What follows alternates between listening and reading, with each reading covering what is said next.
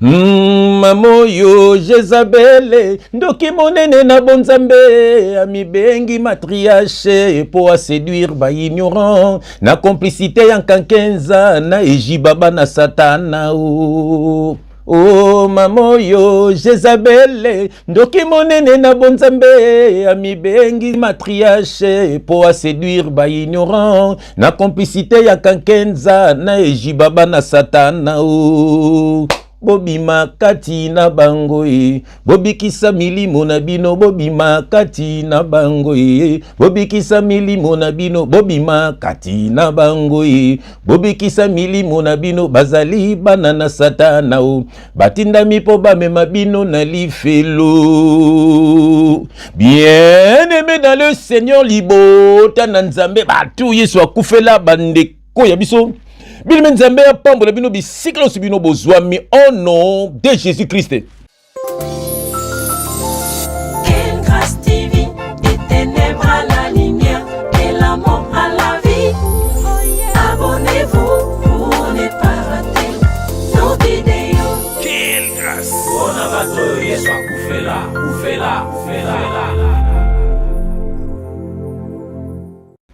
Bien-aimé, shalom.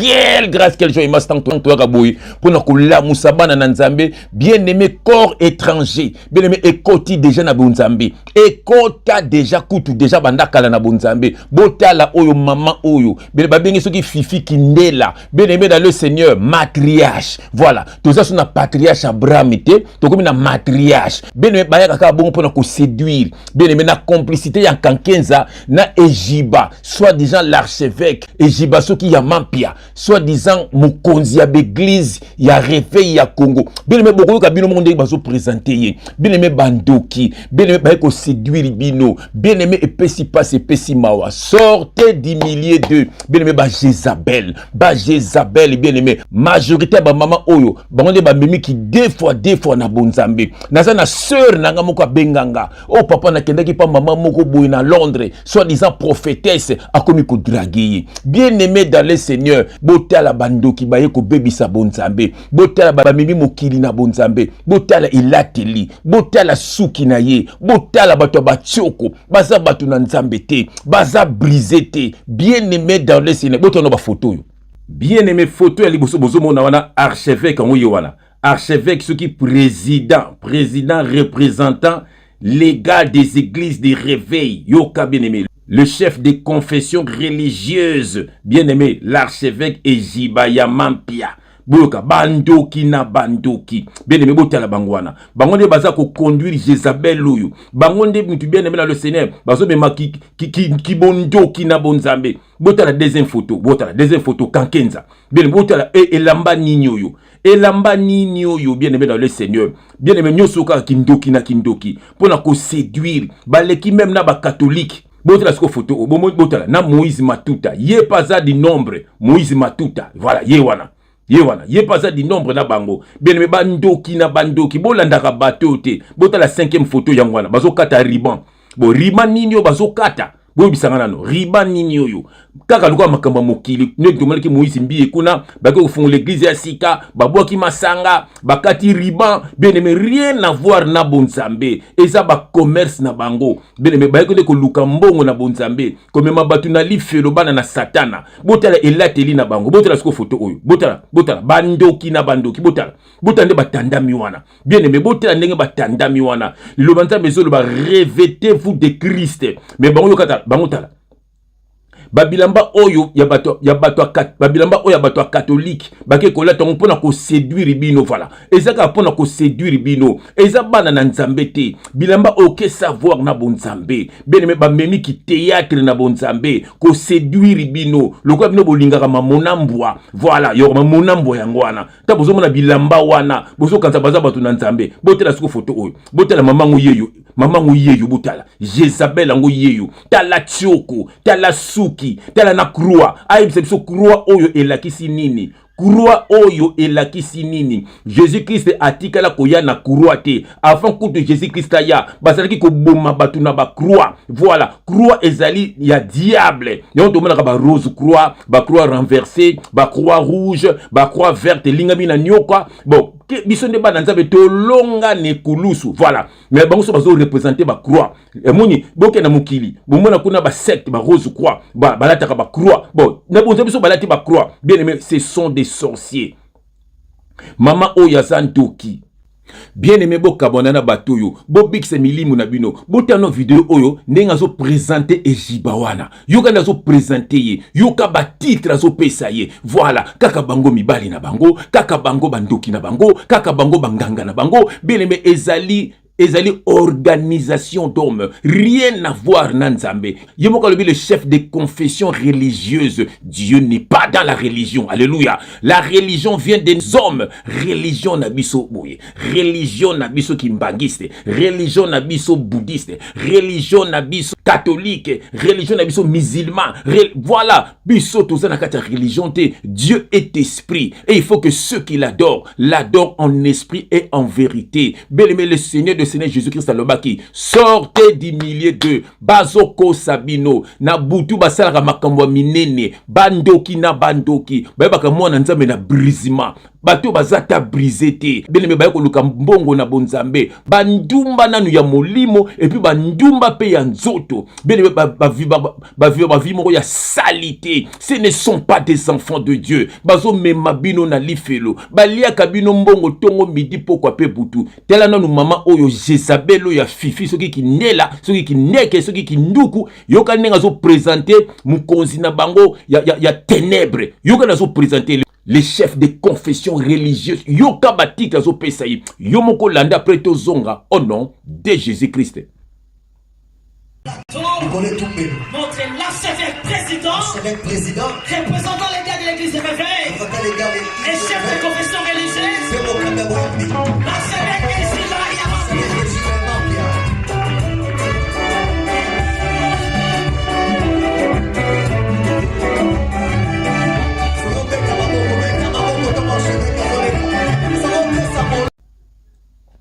Et pessi passe, pessi mawa. Sortez du milieu d'eux. Sortez du milieu d'eux. Bobi qui sa mili monabino. Bien aimé na monito bondela. Yambo te to passo la makomi au nom de Jésus-Christ, éternel Dieu des armées. Papa, merci. Ndengo zo télémisepso papa to lembate papa. Tala bando kinzambe. O balou ravisseur. Bakoti na kati na bergerie. Pona ko détruire, ko dévorer ba brebis papa. Pona ko lia bambongo na bango. Ko bimba même na bango. Babimaka na basi lokola bango. Mibal babimaka na mibali lokola bango. Ils sont là pour détruire les enfants de Dieu. Pona ko mema bango na kati na idolâtrie. Bakoma banzambe na vie ya bana no papa. Yango zo tinda biso. Pona bano ya yo. Bato yesu akufela. Bayoka son de la trompette. Bakabona na batu ya mabe. Pena makambu ya mabe. Poete. Babekse milimu na bango papa. Natiki message na maboko na yo. Yaka ko délivrer bana na yo. Peko kwisa bandoki nyoso papa. Na kombo na Jésus Christ.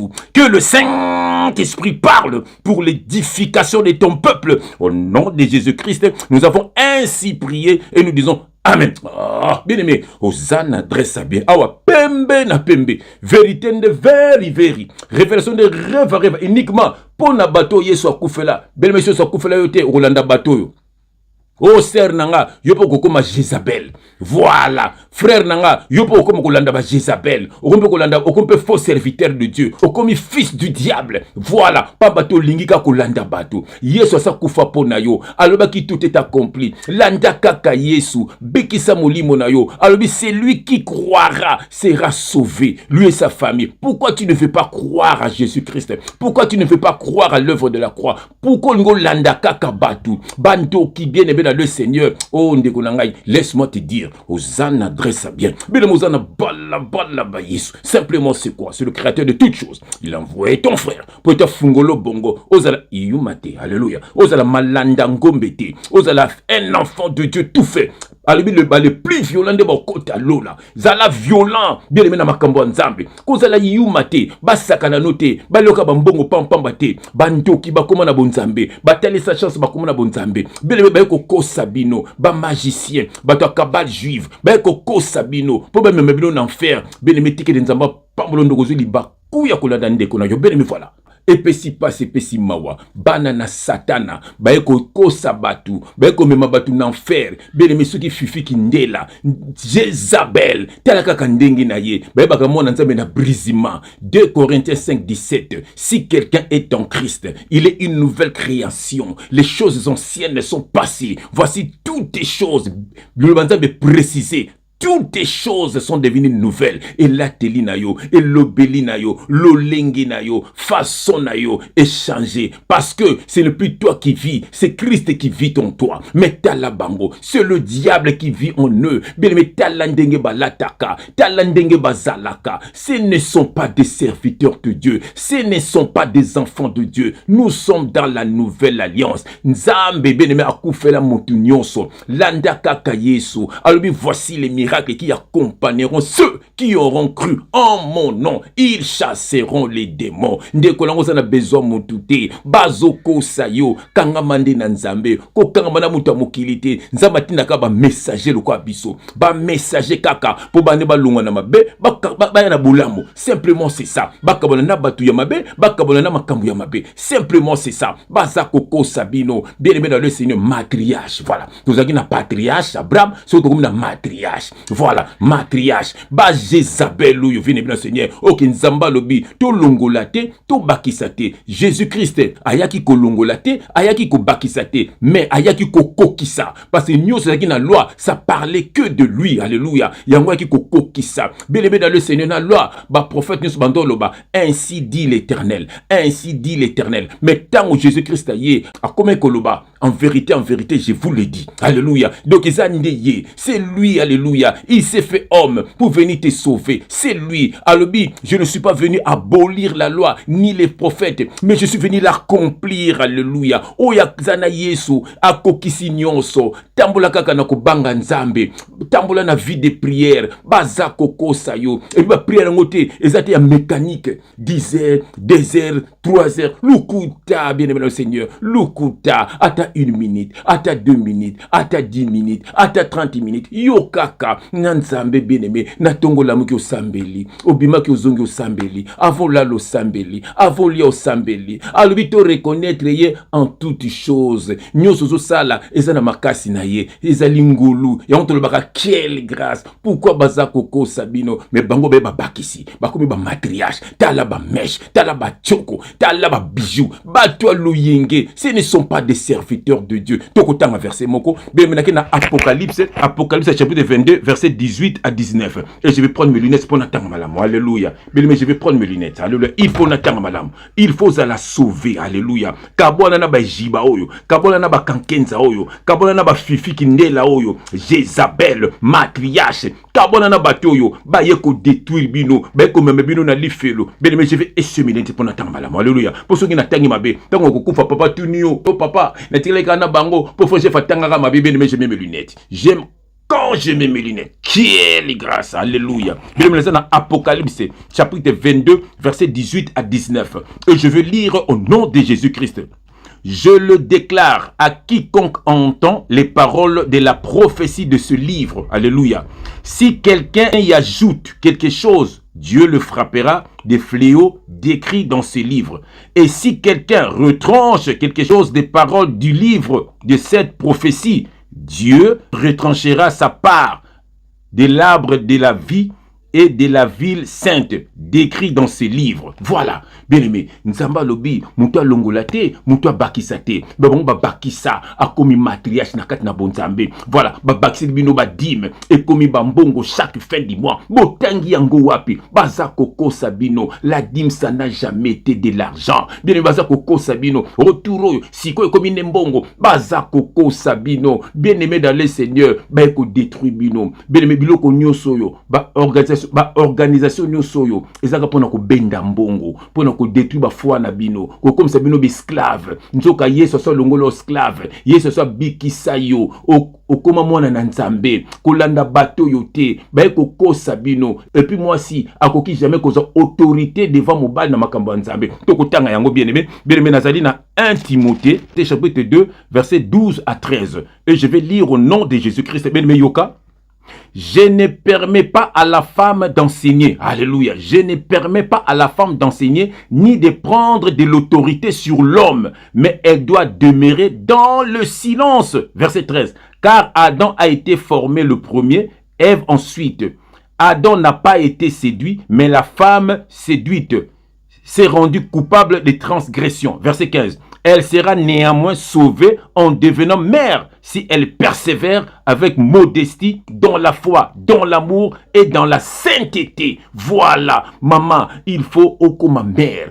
Il faut qu'en manan Zambé. C'est ça rôle ya moi sina mokili obota bana voilà obala osunga basi mususu ya bilenge oboya kubala c'est ça lambelaka mobali na yo voilà kolanda bato mokilité émancipation moi c'est pas kumba avion moi c'est pas ça la mécanicien moi c'est pas ça la boye bazako détruit bino to boité tu peux bien le faire mais ça n'a respect à mobali na yo ça n'a respect à ndaku na yo une femme sage bâtit sa maison une femme insensée la renverse de ses propres mains bota la même basi mindele yango moni mundele soka sa lingi muindo ekobi pasi pa linga sou moi sa mundele bele bokta banana batoyo ils ne sont pas des dieux. Bien-aimé, ce que Dieu te demande, c'est la repentance. Que veut dire la repentance? Le retour vers Dieu, l'abandon du péché. Voilà, c'est ce que Dieu te demande. Le kokoti solo là, eza comportement na yo, eza églisité, eza dimité, eza comportement na yo, ne kokoti so soit na lola, soit na lifelo. Kolanda batoyo te, baza bandoki, ba kokoma banzambe na mitema na bino na ba vie na bino ko dirija ba vie na bino. Ce sont des sorciers. Kangamande na nzambe,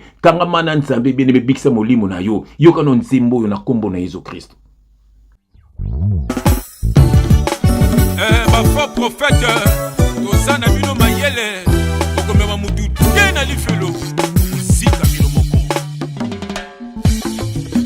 Plusieurs faux prophètes s'élèveront et ils séduiront beaucoup de gens. Matthieu 24, 11. Quelle grâce! Ma faux prophète, ma prophétesse, ma faux prophète, ma prophétesse, Ayumande balanda kabino, Sobande balanda kabino, Ignorante balanda kabino.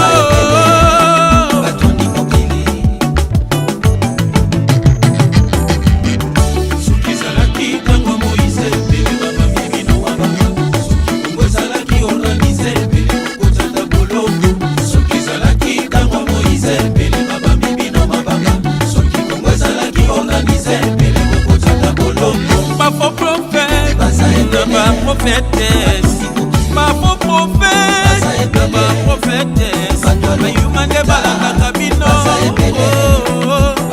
Sobande balanda kabino,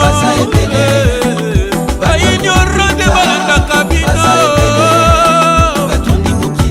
Hawa mama bati bundulu kaba kwenwe, abatata bati bundulu kaba kwenwe, ma faux prophète bakomi bandako bavoyage pe bomengo nzamba kojije bino suka na bino ezali felo keba keba keba keba keba tata mamamadi bundwe kobima na basi ya bato kolia kambongo ya bato yango ndengabe bafo profeta basali ya nzoto mpe ya libumu babongola akoya boko kende na lifelo elongo na satana boko sika na moto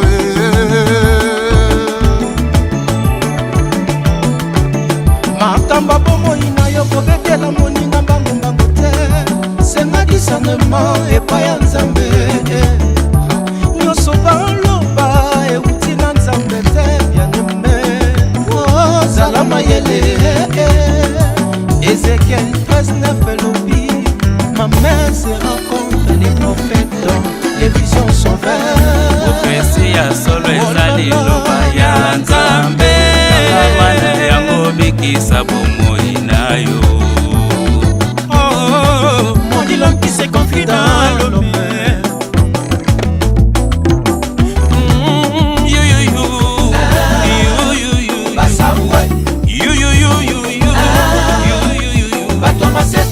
Méfiez-vous des faux